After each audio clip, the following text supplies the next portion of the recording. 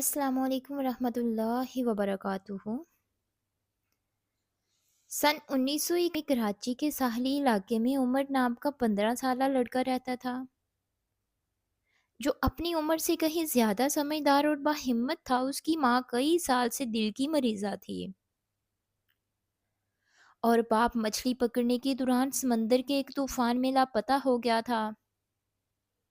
تبھی سے گھر کی ذمہ داری عمر پر آ گئی تھی۔ وہ روز صبح اذان فجر کے بعد گھر سے نکلتا، ماں کے لیے دعا رکھتا، چائے بناتا، چھوٹے بہن بھائیوں کو تیار کرتا اور پھر قریبی ساحل پر لگے مچھلی کے بازار میں مچھلی صاف کرنے کا کام کرتا۔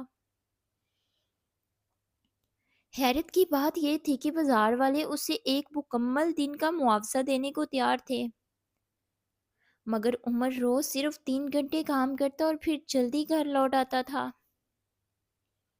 حالانکہ گھر میں غربت کی شدت اتنی تھی کہ اکثر چولہا ٹھنڈا رہتا تھا، لوگ اسے سمجھاتے کہ بیٹا 3 گھنٹے میں کیا بنتا ہے، پورا دن لگاؤ تاکہ گھر کی حالت بہتر ہو سکے۔ مگر وہ ایک نرم سی مسکراہٹ کے ساتھ بات کو ٹال دیتا۔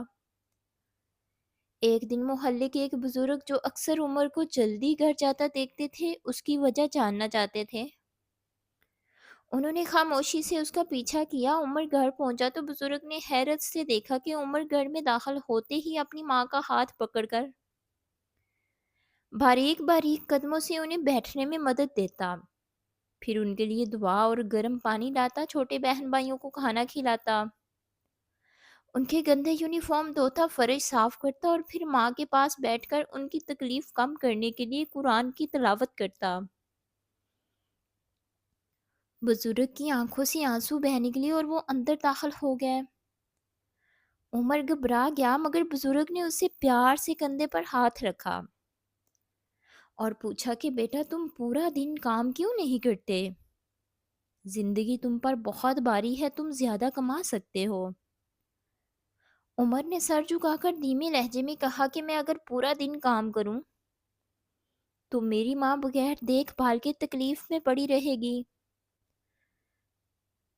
میری بہن بھائی بھوکے رہ جائیں گے اور گھر کا کوئی کام نہیں ہوگا۔ میں کما تو سکتا ہوں مگر ان کی خدمت چھوڑ کر نہیں۔ میں نے پیسہ نہیں بلکہ ان کے سہارا بننے کو ترجیح دی ہے۔ بزرگ نے روتے ہوئے کہا کہ بیٹا تم نے وہ سب کچھ سمجھ لیا جو بہت سے لوگ عمر بھر میں نہیں سیکھ پاتے۔ اگلے ہی ہفتے محلے والوں نے مل کر عمر کے گھر کا راشن، ماں کی بہتر دعا اور گھر کے خرچ کا انتظام کیا تاکہ عمر پڑھائی بھی جاری رکھ سکے۔ وقت گزرا، عمر نے تعلیم مکمل کی، محنت جاری رکھی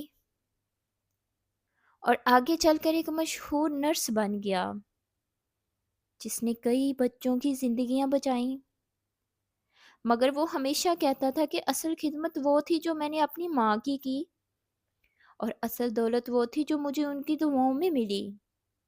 محلے والے آج بھی عمر کی مثال دیتے ہیں اور کہتے ہیں